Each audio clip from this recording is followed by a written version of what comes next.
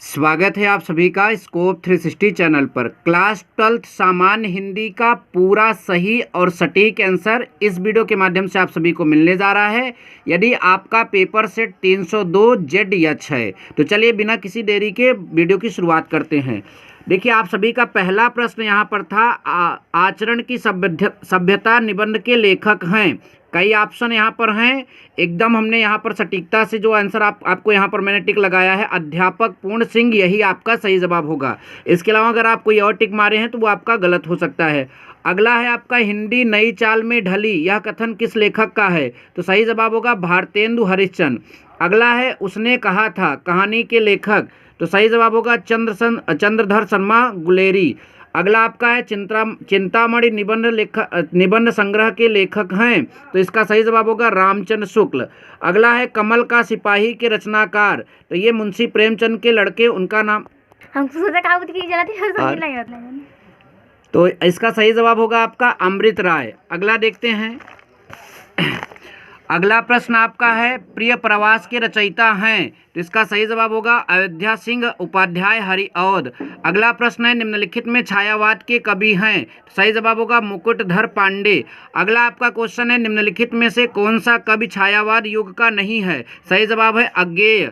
अगला क्वेश्चन है, रश्मरथी किस कोट की रचना है? सही जवाब है खंड काव्य। ठीक है।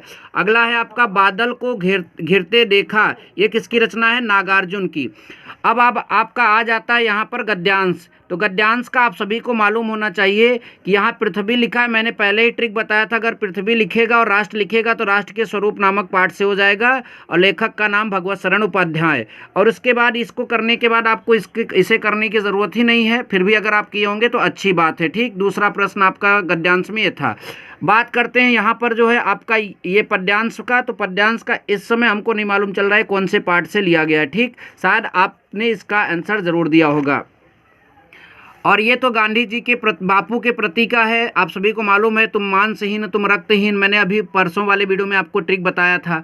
अब आगे चलेंगे तो यहाँ पर साहित्यिक परिचय में आप सभी ने इनका इसमें से किसी एक का तो जरूर लिखा होगा, और यहाँ पर मतलब कि कवियों में भी लिखा होगा। पंचलाइट और ध्रुव यात्रा कहानी आपको मतलब हमने जो है याद करवाया ही था।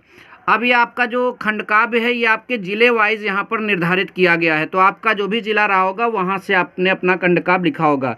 उसके बाद ये आपने इसको भी किया ही होगा, जो कि आपका जो है संस्कृत गद्यांश का यहाँ पर अर्थ लिखना था। और देखिए आपका ये हो गया। उसके बाद पद्यांश में आपका आया है सुभाष रत्नानी नामक पाठ से, तो आपने इसका भी लिखा होगा। अब जो है यहाँ पर एक का अर्थ आपको मतलब कि किसी एक मुहावरे का अर्थ मतलब कि लिखकर वाक्य प्रयोग करना था। आँख का तारा होना मतलब एकमात्र सहारा। अगला है आपका निसंदेह, तो शायद इसका सही जवाब यही होगा। इत्यादि का इति धन याद, स्वागतम का सुधन आगतम, तो इसका सही हो जाएगा। आत्मनि शायद आपका तृतीया बहुवचन है। अगला जो है नामने, इसका इस समय हमको क्लियर नहीं है। अभिराम, और अभिराम का अगर हम यहाँ पर आप सभी को बताएं तो यहाँ पर जो होगा यही पहला वाला, लगातार और रुचकर। ठीक, अगला नंबर है विहग और विहंग, तो इसका जो सही जवाब हो जाएगा वो आपका होगा पक्षी और आकाश।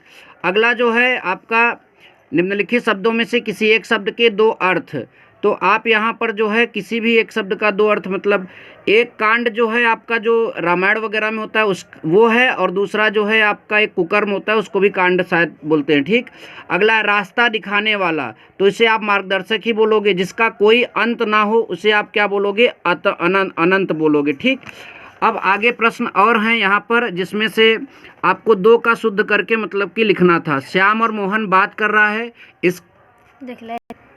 तो देखिए अगला प्रश्न है, इसका मैं आपको जो है जवाब बता देता हूँ। मैं गृह कार्य कर लिया हूँ, इसका सही जवाब होगा मैंने गृह कार्य कर लिया है। बाकी इन प्रश्नों का जवाब आपने लिखा ही होगा, और आपने मतलब कि आवेदन पत्र लिखा ही होगा, और इसके बाद आपने निबंध भी जरूर लिखा होगा। Thank you so much. जय हिंद, वंदे मातरम।